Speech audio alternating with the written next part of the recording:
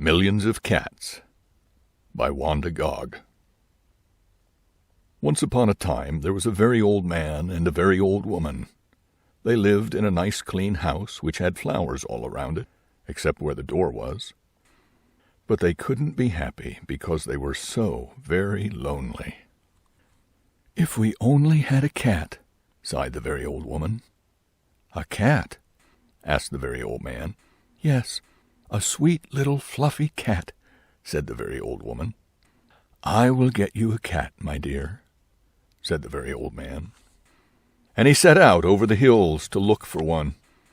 He climbed over the sunny hills, he trudged through the cool valleys, he walked a long, long time, and at last he came to a hill which was quite covered with cats. Cats here, cats there, cats and kittens everywhere, hundreds of cats, thousands of cats, millions and billions and trillions of cats. "Oh," cried the old man joyfully, "now I can choose the prettiest cat and take it home with me." So he chose one. It was white. But just as he was about to leave, he saw another one, all black and white, and it seemed just as pretty as the first. So he took this one also. But then he saw a fuzzy gray kitten way over here, which was every bit as pretty as the others. So he took it too. Now he saw one way down in a corner which he thought too lovely to leave, so he took this too. And just then, over there, the very old man found a kitten which was black and very beautiful. "It would be a shame to leave that one," said the very old man. So he took it. And now over there he saw a cat which had brown and yellow stripes like a baby tiger. "I simply must take it," cried the very old man. And he did. So it happened that every time the very old man looked up he saw another cat which was so pretty he could not bear to leave it, and before he knew it he had chosen them all. And so he went back over the sunny hills, down through the cool valleys, to show his pretty kittens to the very old woman.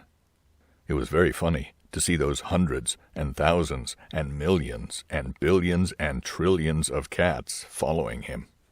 They came to a pond.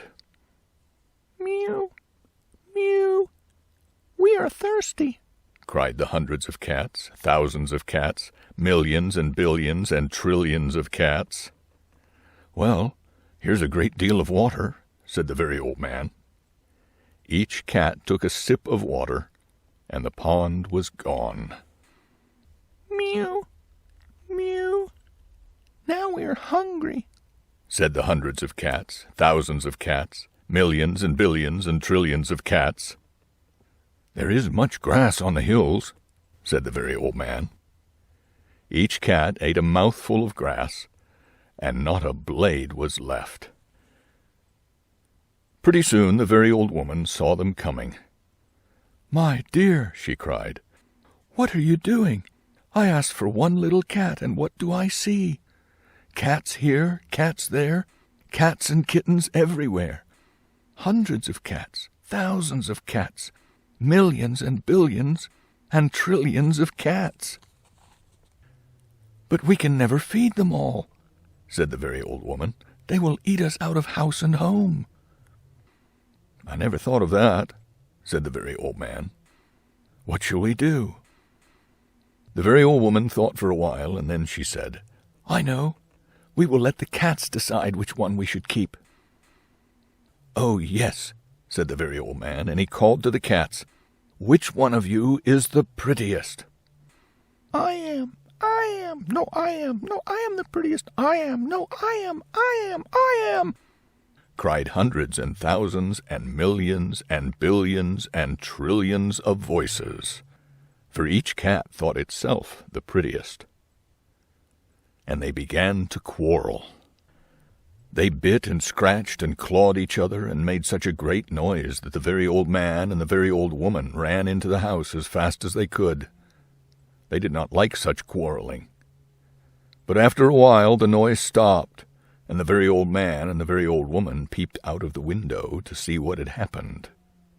They could not see a single cat.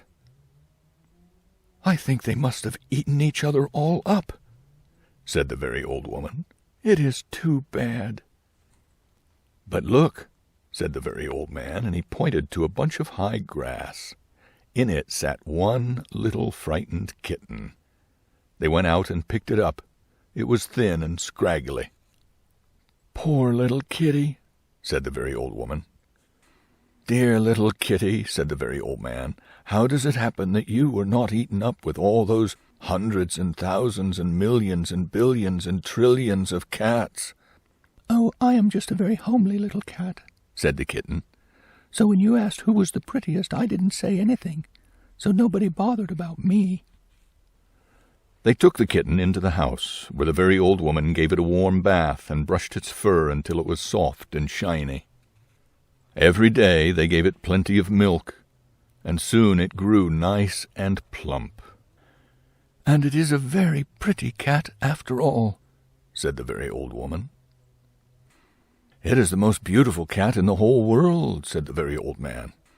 "I ought to know, for I've seen hundreds of cats, thousands of cats, millions and billions and trillions of cats, and not one was as pretty as this one."